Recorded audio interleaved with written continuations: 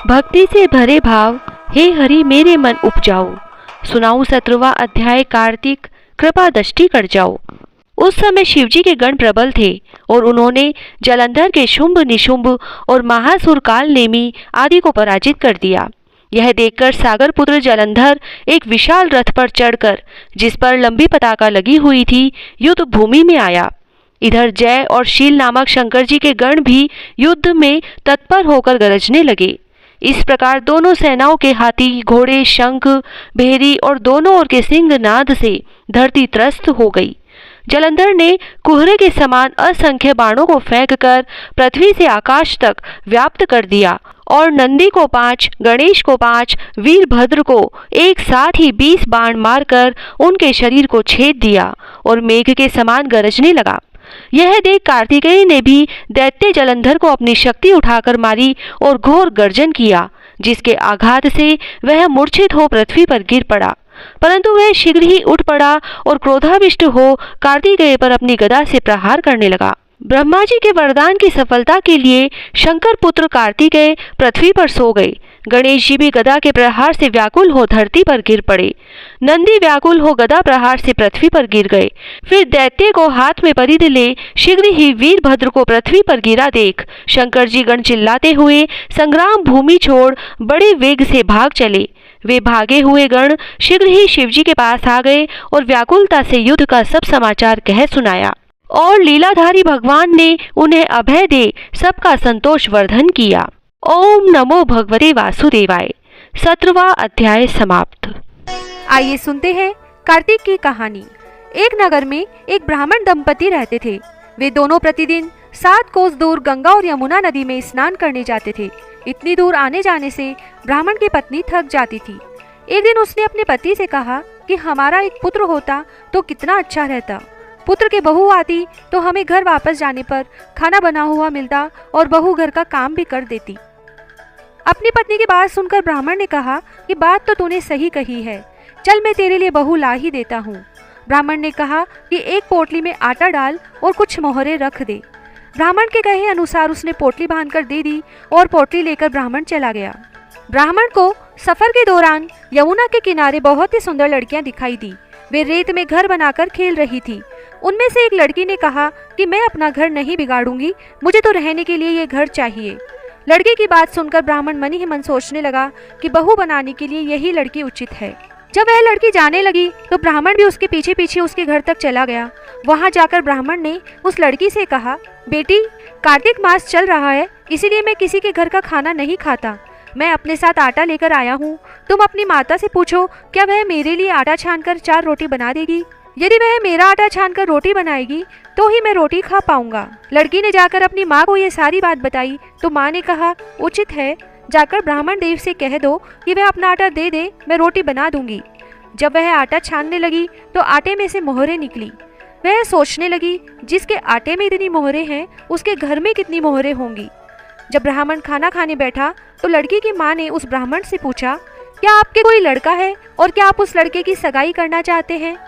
यह सुनकर ब्राह्मण ने कहा कि मेरा लड़का तो काशी पढ़ने गया हुआ है, लेकिन यदि तुम कहो तो खांड कटोरे से विवाह करके तुम्हारी बेटी को अपने साथ ले जाऊं।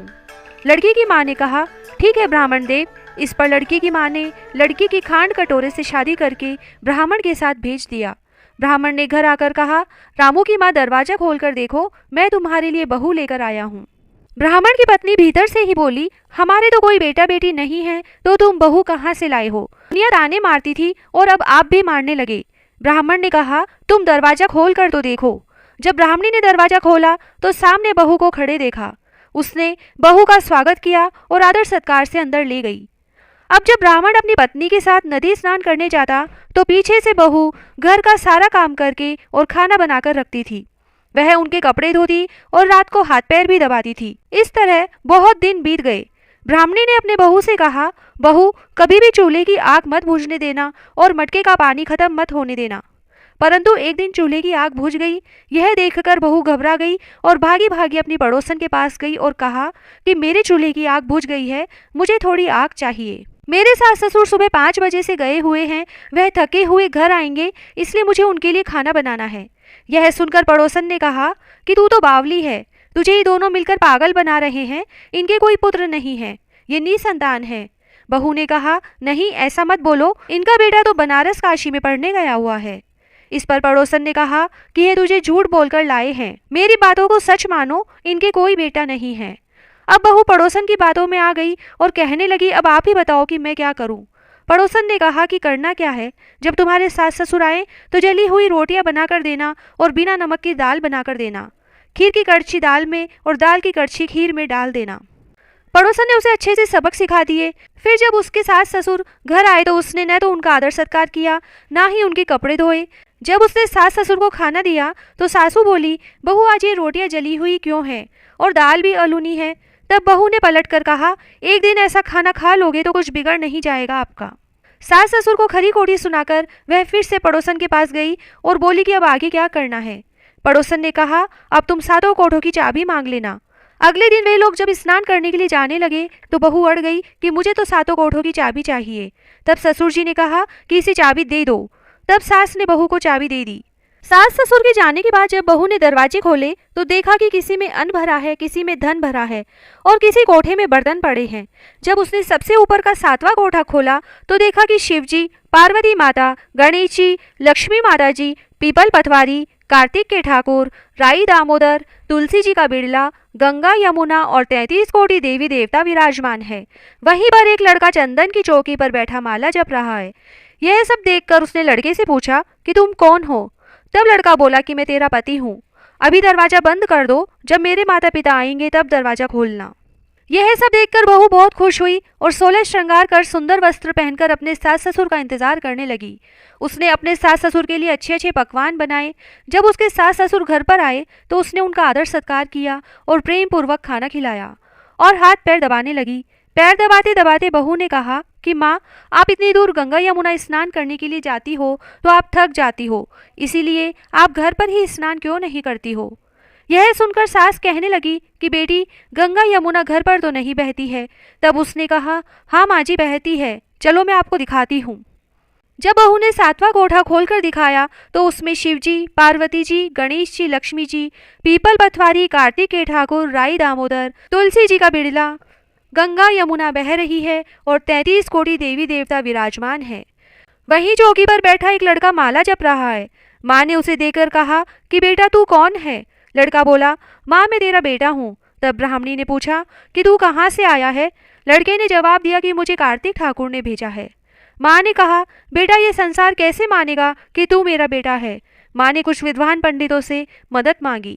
पंडितों ने कहा, इस पार बहू बेटा खड़े हो जाएं और उस पार माँ खड़ी हो जाए। माँ की छाती से दूध की धार निकलकर बेटे की दाढ़ी मूछें भीगे और पवन पानी से घट जोड़ा बंधे, तब मानेंगे कि यह इस माँ का ही बेटा है।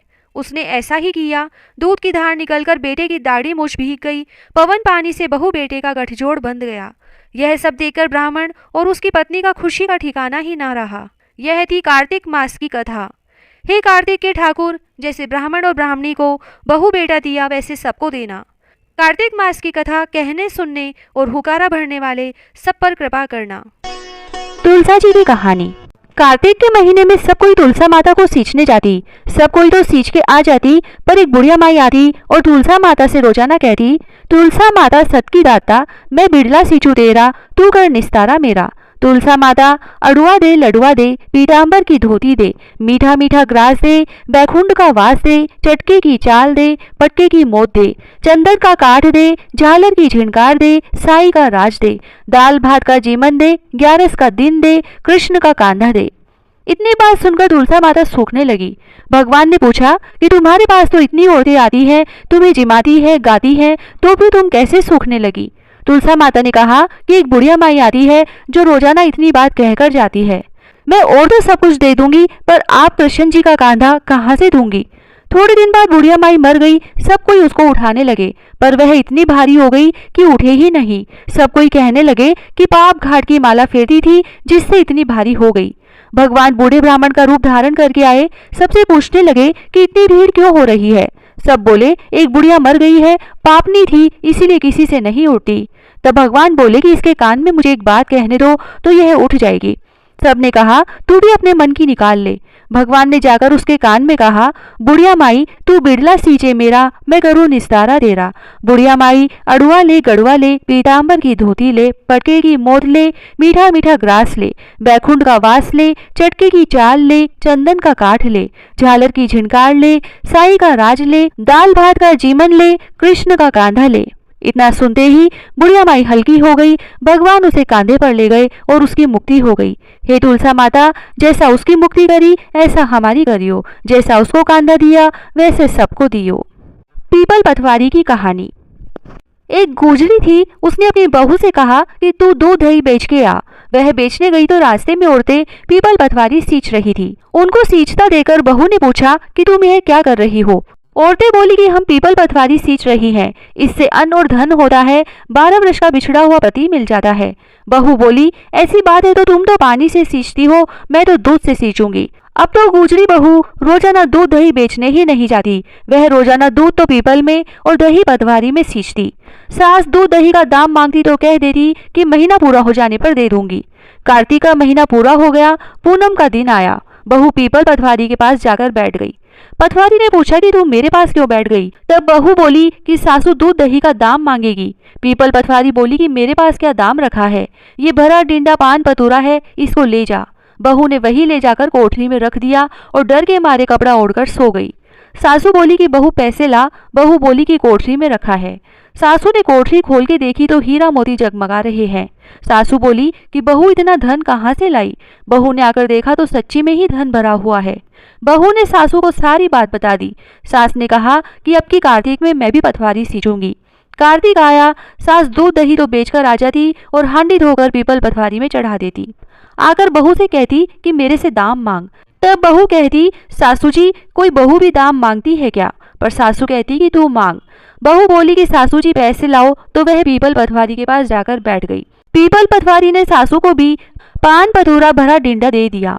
उसने वही ले जाकर कोठरी में रख दिया। बहू ने खोलकर देखा तो उसमें कीड़े मकोड़े बिलबिला रहे हैं।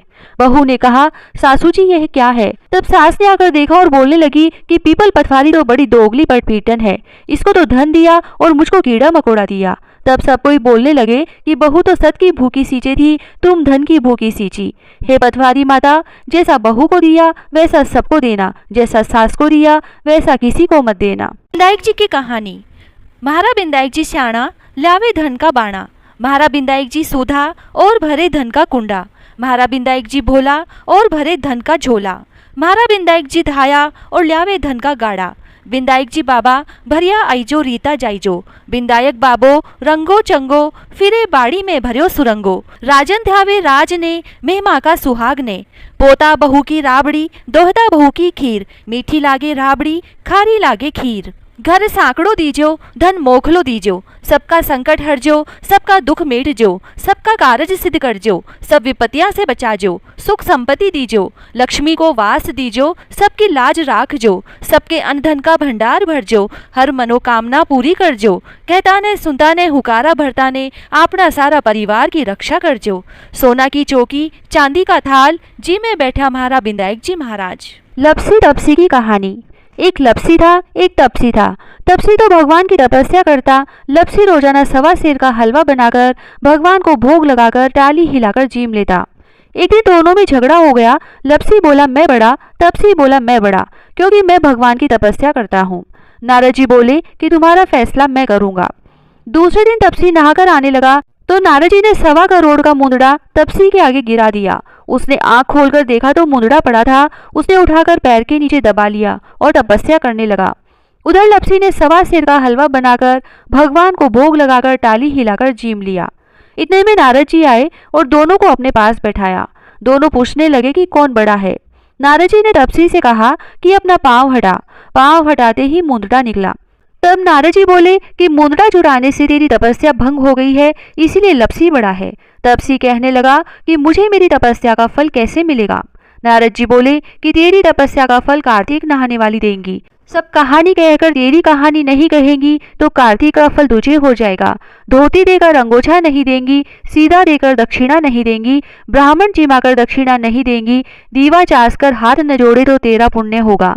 कपड़ा देके बटन न लगावे, दाहिने हाथ नाड़ा बांधे तो सबका फल तुम्हें हो जाएगा।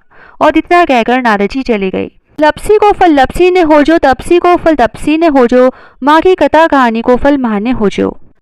जय श्री राधे।